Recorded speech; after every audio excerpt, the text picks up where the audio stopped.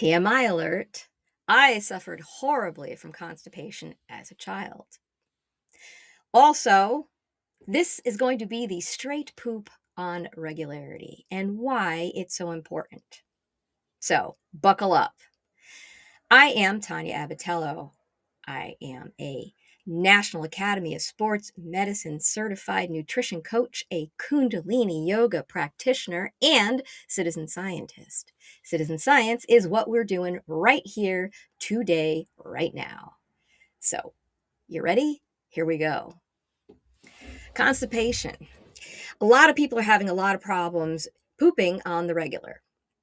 Pooping on the regular is extremely important. And if you are not pooping on the daily, it increases your risk of cardiovascular disease and cancer precipitously. I have a study on it. I am linking below. I would love to go over the details of it, but for some reason I can't seem to do that without ending the video. So we're not going to do that. Just, we're not saying, trust me, bro, the link is there. You can read about it. But in any event, they did study over 14,000 people, and they came up with the conclusion that you need to be pooping at least once a day, and it needs to be of moderate consistency. And consistency is the issue. So I was not. I was suffering terribly. I had gone to a doctor. I was bloated. I was 8 years old. I didn't understand how I could or couldn't be pregnant, but thought I might have been because of the way that it was, the appearance of my abdomen. I was put on a prescription laxative with sea moss, which tasted pretty good. But again, laxatives are not really a solution. You need to kind of figure out what's causing it. And I had thought for years that it was gluten, and I think too much gluten will do that because it is gluten, right? It glues everything together. But I think what really it was had more to do with was the fact that I have an MTHFR mutation, which means that I don't properly process folic acid, specifically the synthetic kind of folic acid. And 40% of you don't either. Okay. This is where the genetic propensity towards things like not being able to, like chronic illnesses, neurological issues, mental health issues, different things like this, they all, cancer, this is where the genetic propensity comes into play, is mutations like this that stop your body from properly processing things. So, what did I do? Well, first of all, I did play with my diet quite a bit, and I continue to. I think I mostly have it dialed in now. But one of the things that I noticed was even things like psyllium. I was like, here, take the psyllium. It scratched up my already inflamed intestines. It was uncomfortable. And I think I have an allergy to it. And I think a lot of people may actually have an allergy to psyllium for some reason. I felt like I had hair in the back of my throat. It drove me crazy. It wasn't like a life-threatening thing, but if you get exposed over and over again to something that you're allergic to, it could become life-threatening. So if you notice when you take psyllium that happens, you probably should avoid it. And again, get back to the root cause. What is the root cause here? So getting the wheat that had the synthetic folic acid out of my diet by going gluten-free helped. But again, I think that was kind of more of it was a side effect of not having fortified flour, because now I found that I can eat wheat flour from Italy. So, and that's been a very common thread lately. People are really realizing, oh my goodness, I can all of a sudden eat this wheat and not have these problems. But one of those problems for me was constipation. I am on the autism spectrum. I have the entire host of things that go along with that. Hypermobility, collagen disorders, gut issues, the mood instability issues, and they all kind of work together because one of the problems that you have is you're not able to properly process toxins that come into your body. So getting those toxins out The first step to do that, and the most important step to do that, is to make sure you're pooping every day. Because number one is number two. You know what? I got to put that on a t-shirt. Number one is number two. If you take nothing away from this, take that away. That is the very first thing. I saw years ago, I watched a Dr. Oz, and he was talking about how you should be pooping your last meal out the second your next one hits your mouth. That's supposed to be an automatic response, which I haven't gotten there yet. Sometimes I do, depending on what supplements I'm doing and what I'm eating in particular. But that seems to be inconvenient. The only time that I make sure that I am, in fact, doing that is when I am doing my twice yearly detox, which is coming up soon. The Equinox detox. I will have also more information in the show notes below about how you can join that. And I will be up until, when is it? March 23rd, when it starts, giving you more information on the benefits of detoxification and why it's so important and why we really do actually need this. So, anyhow, so what do I do about it? So, changing my diet, again, eliminating the folic acid was helpful. The fiber thing, again, there's a thing going around right now where people are fiber maxing. I'm just going to put out a little word of caution out there. If you are currently having gut issues, I don't know if your gut can handle fiber maxing. I would say, so fiber maxing is, people are just like loading themselves up because they're trying to cleanse themselves. But there's other ways you can do that. You don't need to run a bottle brush through your intestines and clean it out like that. I remember Robin Williams saying, granola, nature's broom. But broom, okay? Think about a broom. It's got bristles. It's sharp. It hurts. It's going to create more mucus and more agitation in your gut. So, laxatives. The problem with laxatives, they could be too harsh. They become habit forming. Senna, is one of those things that stimulates your colon, but then you need it every day. You don't necessarily want to have something in your regular regimen that isn't something that your body actually needs. So my go-to is magnesium oxide. Magnesium oxide, not magnesium citrate, not glycinate, not any of the other wonderful magnesium forms that are good for your nervous system. And here's why. Magnesium oxide is not really absorbed by the body. A little bit of it is, but you can tell how much you need by whether or not the consistency of your stools, whether you're going or not. Are you going too much? Are you having diarrhea? Then, you back off the magnesium a little. Your body will tell you how much you need. I take it at night. Your best bet to take anything that is going to be involved in your digestive process before you go to bed, because that's when your liver and your kidneys and your lymphatic system and your brain starts to clean all of these things out. This is why normal people who have normal bowels get up in the morning, they have a sip of coffee, and they go to the bathroom. And I do now too, because of magnesium oxide and keeping the folic acid out of my diet. So those are the two things that I do that help me. Would they help you? Probably.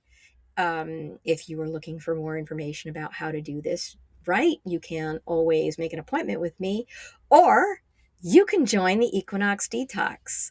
So the Equinox Detox is a 6-week program in which we start through, prepare the body, get that drainage funnel going, get you pooping, get the lymphatic system going, get the liver and the kidneys handled.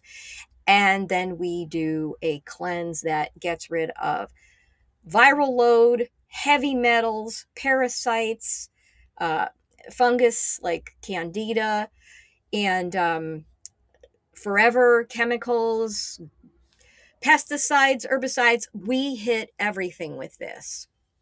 And it's important that you do these things in a particular order because the last thing that you want to do is kill off things in your body or dislodge things like heavy metals into your system and then not be pooping and eliminating them. So, again, number one is number two. Very, very important. Um, there is also more evidence that when you're not pooping, it leads to all of the chronic illnesses, specifically because of what I just said. All of those things that we detox out of the body, specifically during the equinox detox, are getting bound to and eliminated. And you need to be eliminating. So, this is why I'm starting this little series up until the 23rd, just talking about why it is so important to do that.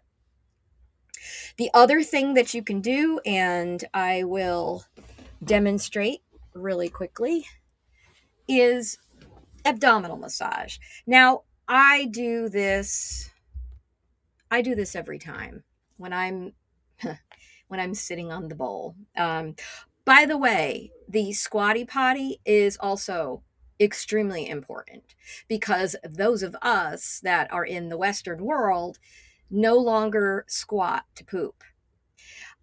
Here's more TMI. Just going to tell you. When I was a child, we would be out in the woods and, not camping necessarily, but cookouts and stuff, and way up in the back. Sometimes the bathrooms in the place we were at would be closed or just really disgusting. I would poop in the woods. And when I pooped in the woods, that was probably the only time in my childhood that I would just squat, eliminate, and be done instead of sitting there forever waiting. We are not sitting at the right place when we're pooping on the toilet. The next best thing to squatting is getting a stool. I call it my stool sample. There's a lot of levels there, right? It really, all it is a tiny little stool that I used to let my son use when he used to have to go to the bathroom as a little kid. They get the little kiddie stool, and I put that in front, and I sit with my feet up on the stool. It helps to open up the rectum and the colon and angle it more properly so that gravity can help pull everything out the way that it's meant to be.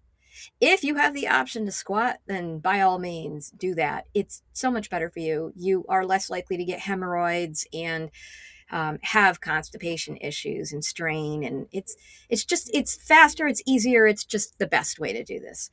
The other thing is, again, I do this abdominal massage. So your colon, this is my right side. Okay. So on your right side down, the appendix is down here.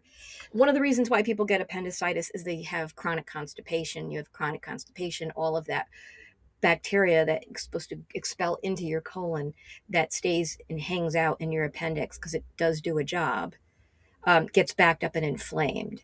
And that bacteria actually helps you to digest fiber and plant matter. So if you've had your appendix out, you have to be very careful about having too much fiber because you no longer have that little storehouse for that good bacteria. It all went bad. So anyway, down here, this is where the large intestine starts. So the first thing that you're going to do is sweep around from the back to the front. And you're going to do this about 5 to 10 times. Just bringing it around. It actually feels quite nice. And this is going to